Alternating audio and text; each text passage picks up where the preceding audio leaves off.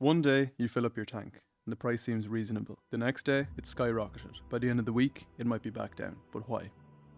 Is it greedy oil companies squeezing every last penny from us? Government policies? Or is it something even bigger? Today, we break down why fuel prices change every single day and who's really pulling the strings behind the numbers you see at the pump. Every time you visit the pump, the price you see isn't just a random number. It's the result of a massive web of factors: supply and demand, speculation, global politics, and even corporate rivalries. Think of it like this: the fuel you are pumping today was impacted by decisions made months ago and even years ago. Crude oil is the foundation of fuel prices. It's drilled, refined, and shipped across the world before it ever reaches your local gas station. Since it's a commodity, its price fluctuates daily on the global market. A war in the Middle East, oil prices spike. A new drilling operation opens, prices drop. A great example of this was the 2020 oil crash, when demand collapsed due to COVID-19. And, for the first time in history, oil prices actually went negative, meaning oil producers were paying people to take it off their hands.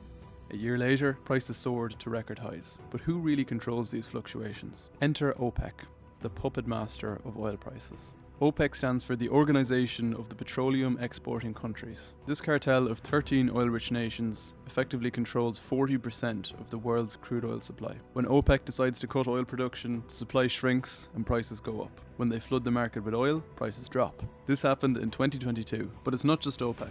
The US, Russia, and Canada are also major players in the game. Any changes in drilling operations, sanctions, or policy shifts can send prices flying or crashing overnight. And then there's speculation, the hidden force that can move markets before anything even happens. Oil is traded just like stocks. If traders think oil will be in short supply, they start buying up contracts, driving the price up before shortages even occur. It's a self-fulfilling prophecy. Fear alone can send prices through the roof. A prime example is the 2008 oil crisis. Traders speculated that supply would tighten, driving oil to a record $147 per barrel, only for it to crash to $30 a few months later when demand didn't meet expectations.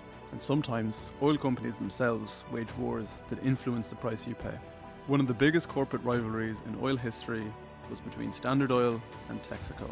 Standard Oil, led by John D. Rockefeller, dominated the fuel industry in the early 1900s. Texaco tried to undercut them with cheaper fuel and aggressive marketing. This led to an all-out price war, where both companies slashed prices to drive each other out of business. Rockefeller fought back, using exclusive contracts and price manipulation to strangle Texaco's market share. The war got so out of control that the US government broke up Standard Oil in 1911, reshaping fuel pricing forever. One of the most dramatic fuel price spikes in history happened during the Gulf War in 1990. Iraq invaded Kuwait, a major oil producer, causing panic in global oil markets. Fuel prices in the US jumped by over 50% within weeks, and in Europe, the price hikes were even worse. Speculators made it even worse, betting that oil supply would collapse, further inflating costs. Once the war ended, prices slowly stabilized, but not before leaving a huge economic dent. Governments play a massive role through taxes and regulations. In Europe, over 60% of the fuel price is tax. Some governments subsidize fuel, making it artificially cheaper, such as Venezuela, and environmental policies like carbon taxes and ethanol blending can also push prices higher. This explains why a gallon of fuel costs $3 in Texas, but nearly $8 in London. If electric vehicles become the dominant mode of transport, fuel demand could collapse, sending prices plummeting. The pros of electric vehicles is that it reduces our dependency on oil and lowers fuel costs for consumers. However, the cons are that the infrastructure isn't really there for a full switch.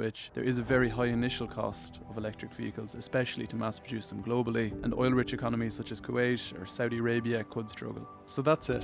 The reason every fuel station has a different price, changing every day, is due to crude oil prices, which is the foundation of all fuel costs, OPEC and supply control, as their production decisions impact global markets, speculation, with traders betting on oil before events even happen. Wars and conflicts can lead to shocking price hikes from instability, corporate competition, with fuel companies battling for market share, government policies and taxes, the hidden costs baked into every litre you pump, and the rise of electric vehicles, which could be the future disruptor that could change everything.